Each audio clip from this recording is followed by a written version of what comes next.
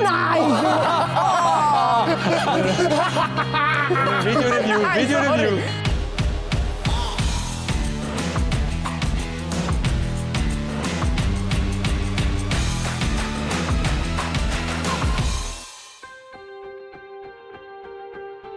Der Dan Tangnes ist seit 2018 der Coach vom EV Zug. Wir treffen ihn zum Paddle Tennis, ein Sport, der im Norden oben regelrecht gehypt ist. Der Dan spielt nur gelegentlich, sagt er. Lang hat der Norweger die Schweden gearbeitet. Bevor er auf Zug kam, war er Linköping-Trainer. Seine Ära mit dem EVZ ist erfolgreich, aber noch nicht erfolgreich genug. Ein Göpsieg hat er schon, einen Meistertitel will er unbedingt. Auf mich wartet das Matchli gegen einen akribischen Schaffer, gegen einen von dieser neuen jungen Coaches-Generation. Einer der wenigen Trainer übrigens, der jünger ist als ich. Alle schwärmen von Dan Tangnes seine Qualitäten als Leader. Was ist seine Philosophie? Wie reagiert er unter Druck? Was ist sein Ausgleich im Leben? Und apropos Leadership. Steffi, let's go. The coach, he's the one that makes the timing, that's it. That's how it works. We thought, let's organize something really Scandinavian, and now you say you got closer to paddle when you went to Switzerland. That's funny, right? It actually blew up in Sweden just before I moved to Switzerland. So I just started playing before moving here, but I think it's coming to Switzerland now. So hopefully more and more people will discover a great fun sport to play here. You're a coach. Today you will be a player on the pitch. You had to stop your career at the age of 25. How hard was it for you back then? Yeah, it's always you want to finish something when you feel the time is right. When you want to, not because when you have to. With that said, I have to say that I was maybe not on the peak of my career when I stopped playing either, so I was fine, and everybody wants to play. Now I got to stay with the sport that I love so much, and got to do the next best thing, and so I'm happy that I'm still involved in the sport, and I get to feel the atmosphere and the heat around it every week. What kind of a player have you been? I was one of those lazy players. I was pretty talented. I was hoping you say that you're wrong. Otherwise, I would have had to say. Yeah. So I know all the tricks. Usually, that's what they say. The best coaches, they're the laziest players because they know all the tricks and maybe stepped on one of two landmines that. Popped up. And that makes you understand maybe why things didn't work out the way you expected them to, or where you wanted them to. So I think that was maybe from a coaching perspective a good thing that you made some mistakes during your playing career that you could benefit from as a coach. Mm-hmm. I heard a lot of people talking about you, about your philosophy as a coach. I was wondering how you would describe your leadership philosophy or strategy. Yeah, I think the strategy, I think you have to understand yourself. That's the step number one. Like, what are my strengths? What are my weaknesses? How do I act when I'm at my best? How do I act when I'm under pressure, when I'm stressed? And I think I'm a very open person, a very social person. I try to get a close connection to the players and to the individual players, not only to the team. And hopefully I can do my best job individually with the players, make them feel comfortable, make them feel safe, but also try to sometimes push them out of their comfort zone a little bit to discover their boundaries and their potential. So I think I'm a good communicator with the players. Then sometimes, like everything needs balance, and sometimes it could be too much talking and too much individual meetings and maybe too much philosophy and too little straight talk. So that's probably the pros and cons of my leadership. Can you be a loud coach? Yes, I think I'm a pretty emotional person. So I try to control that as good as I can without strangling it, because I think that's important. That's an important part of my personality, and that brings up my best my best sides as a coach and as a person. But if I don't control it, it also brings out my worst side. So it's always a balance there as well. But I think I learned over time to handle it better. But of course I have my good days and bad days still, and probably Josh can tell you more about it, or the players, or maybe even the referees. But at the end of the day, I can be happy, I can be pissed off, but I think I go back to normal pretty quick, and hopefully people will say that I treat them with respect, even if I can show my emotions in different ways. Yeah. You just mentioned Josh. We organized him as your mate when we play afterwards. When I think of the two of you, I always see you two making jokes behind the bench, even during games. You seem to have a lot of fun. Did you find a friend in your assistant coach? 100%. He's a great person. I think, of course, personalities clicked right away. Josh is just starting his coaching career. It's way different from playing. But I think I really could use his player's perspective last year, coming in as straight from playing to coaching.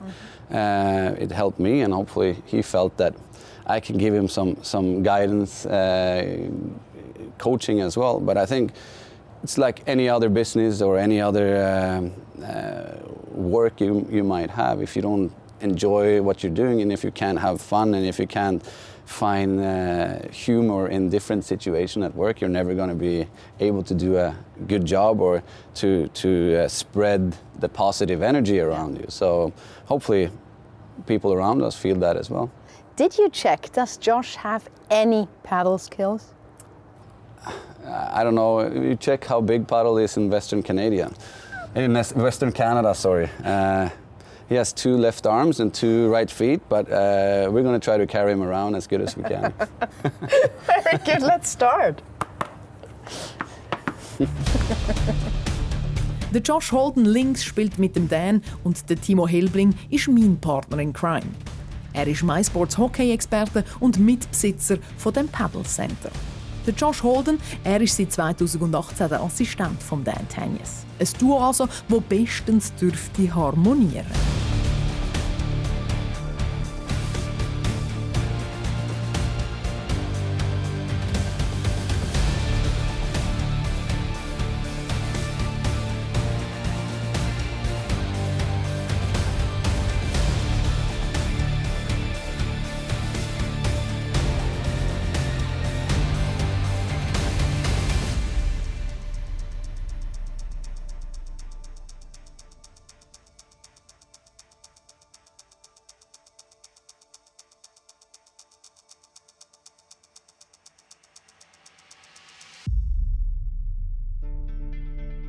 Machen wir gonna match? Let's just play, yeah? Yeah.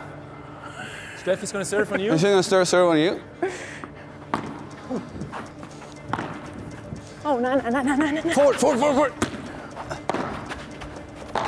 Oh! Oh, that's a saucer root.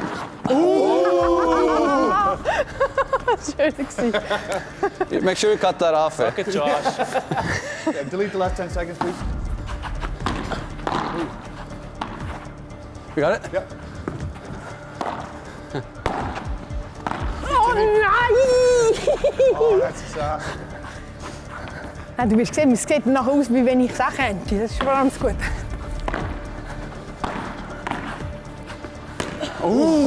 Sorry.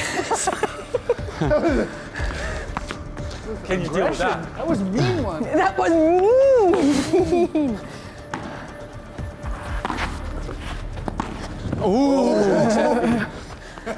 Nice. Nice. Big serve. Oh, no, You got it. Play the body, Josh.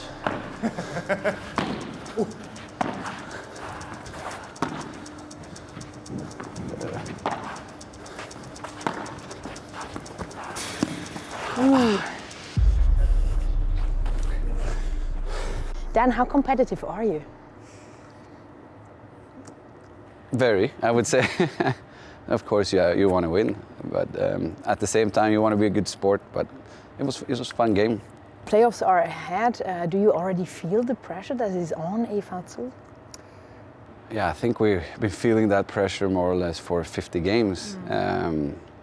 And you have to just embrace that pressure. You have nothing you can do about it. And we talk a lot about focus on things we can control. And the pressure from the outside is nothing we can do anything about. So, yeah, of course we feel it. But I think we have learned during the season how to live with it and handle it. And I think the adversity we had in the start of the season helps us now when we're going into the playoffs, because we've already been through it and know what it can do to you. Yeah, you had some headwinds at the beginning of the season, of course. Let's talk about the playoff Dan. How different is playoff Dan compared to regular season Dan? Hopefully not that much different. I guess you got to stay as close to your normal you as possible. What changes in the playoffs is, like you say, the pressure. The momentum swings are huge both ways. And like we talked about before, being an emotional person, you gotta control your emotions and know when to hold back or when you have to hold back. So I hope I'm going to be a happy Dan for a few months now, but of course, this is what we play for, and this brings hopefully the best out of you. It's all about getting hot and playing your best game when you need it the most, and it's going to be a grind, but it's going to be the funniest, the best time of the season. I think we need a second opinion. Josh? Yes? What do you think? How is playoff Dan compared to regular season Dan? Is there a big difference? Weigh your words closely now. No. Not at all? You're lying, come on. I think he's a pretty consistent guy from beginning of August when we start everything throughout. I think that's part of his character is be consistent so the guys know what to expect. There are those players which have very particular ways of living during playoffs. What would your wife say if I would ask them how you behave during playoffs? Would they notice a difference? I think they learn how to leave us alone. I can only speak for myself, but you're in that bubble, games every other day. You got to be at your best, so you got to get your rest, and you got to keep your focus on what's ahead of you all the time. And so we try to. She tries to leave me alone and allow me, fortunately, to focus on the hockey, and then we hopefully can have some fun together as a family and compensate that socially when the playoff is over. Is it the same with you? Yeah, I would agree. I mean, regular season, I think we kind of get into a groove and find a rhythm throughout, and especially when we play Champions League, Swiss Cup, and everything, it's kind of 2-3 games a week, so it kind of just rolls. But the playoffs is like a little bit more digging in, 3 games a week, and kind of every game is like game 7. So similar at home. If I need to have a nap, the 3 girls and my wife, they allow me to close the blinds and are quiet outside. So. I think all the girls in your family, it's 3 girls in your family and your wife and your daughter. I think sometimes they might even be jealous of the other guy because you are most probably spending more time with Josh very often than with your ladies. Yeah, probably. That's the backside or the flip side. Did they bring it up one day? No, I think they weren't too jealous of you yet, but of course you hear that during the season that you're gone a lot, and they spend a lot of time together. They get on each other's nerves, and I guess it's even worse at the Holden household when there are 4 girls. But believe me, we have to compensate for that when the season is over. Very good, thank you. So let's play another round. Absolutely.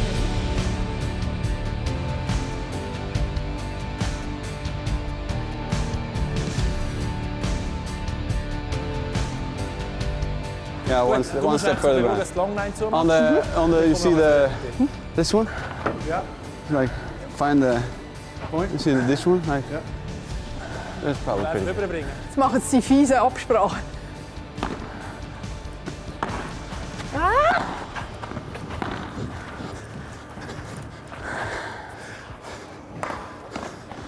Gut, sehr. Bleibst du da links, ja. I'm taking a prisoner, sir.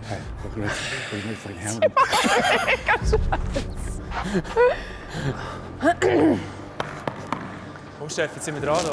Ja. Josh wird nervös.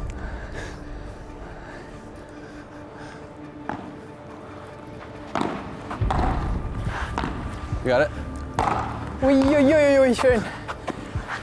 Oh, nein! You see my back cracked? Your legs were just Mit der Hand wäre ich da gewesen. I was trying to hit back to Timo.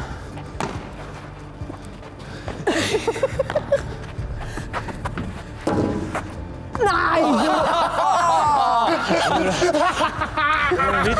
Video review.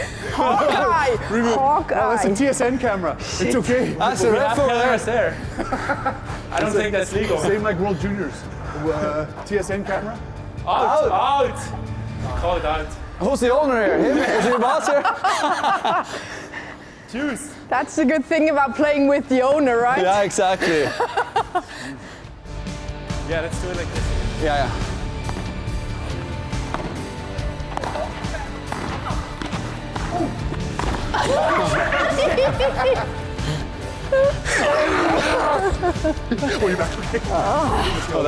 Ja, hier Bixi. Danke vielmals. What a game! Congrats. Championship. Hey, Congrats. Mr. Paddle. Congrats. thanks, Timo. Great game. Fun. Dan and Josh, you two won the game. Congrats again.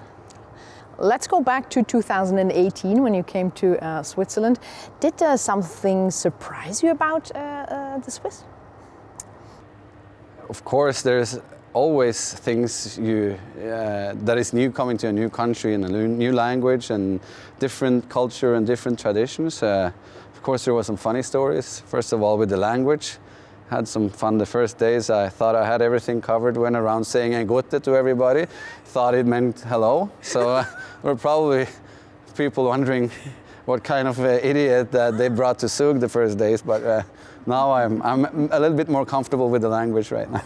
Very nice. And do you already have the garbage rules? That's very important in Switzerland.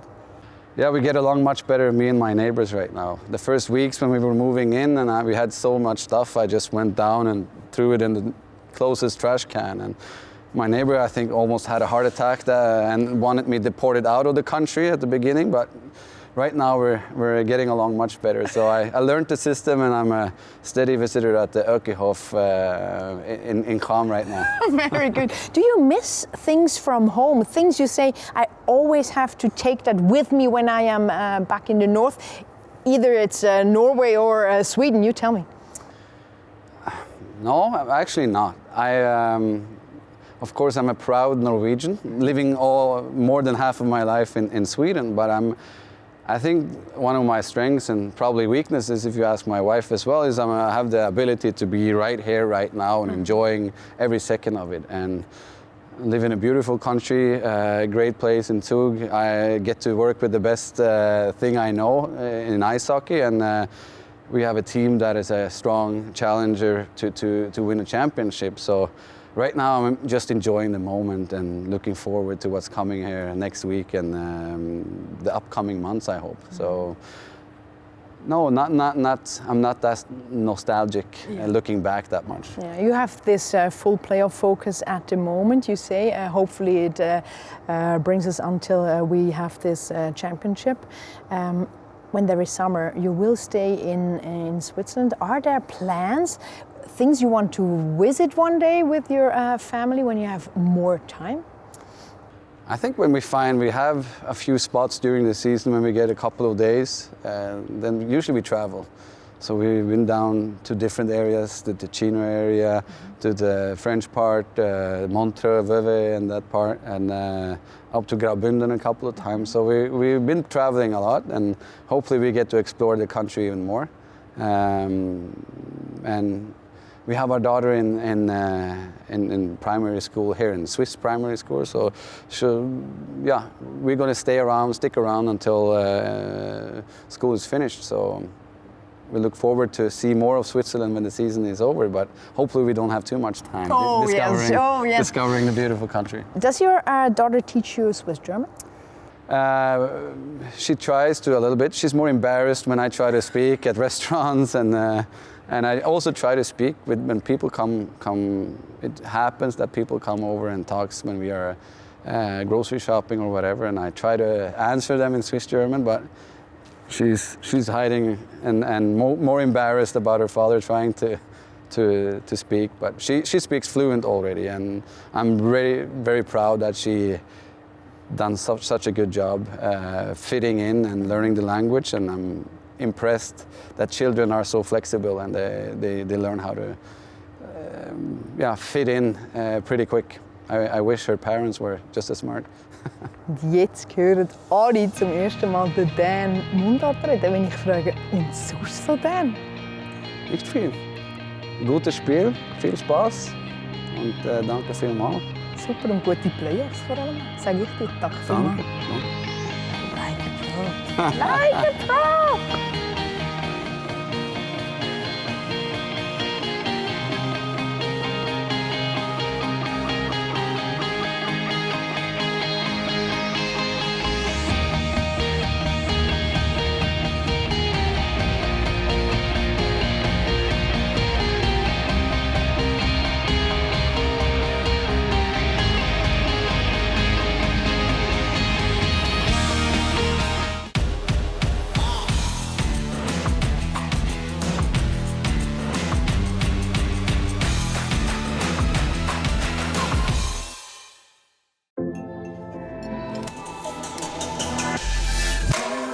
Feel your color. Discover the flavor.